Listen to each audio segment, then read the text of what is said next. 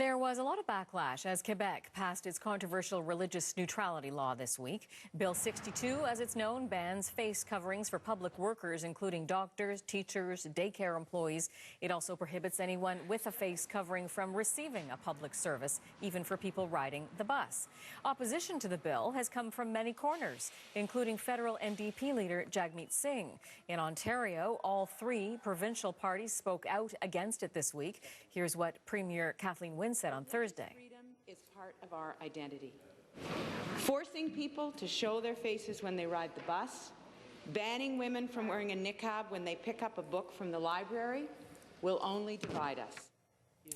But the Prime Minister, who went on the offensive over the niqab ban in the last election, was more muted. When asked, Trudeau told reporters he believes in the Charter, but that it's not up to the federal government to challenge the law.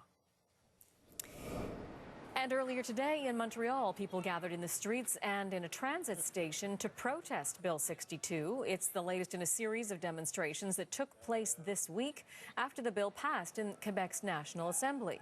The controversial new law goes into effect as soon as it receives assent from the Lieutenant Governor.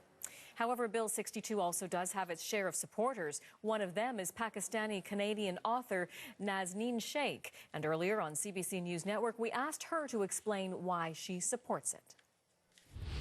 This is the greatest conspiracy. It is not faith-based.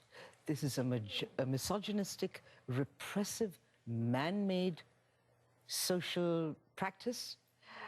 We have fought against this for centuries and decades, and all of a sudden it's cropped up in this country where it is being used politically, and it's shocking to see that our politicians have been so befuddled by this, that people are, their responses are so inappropriate, particularly a person like Kathleen Wynn, who happens to be my premier, and a woman, that this is a practice of masking your face. So people who come from the Middle East, South Asia, and African countries may share this faith in common.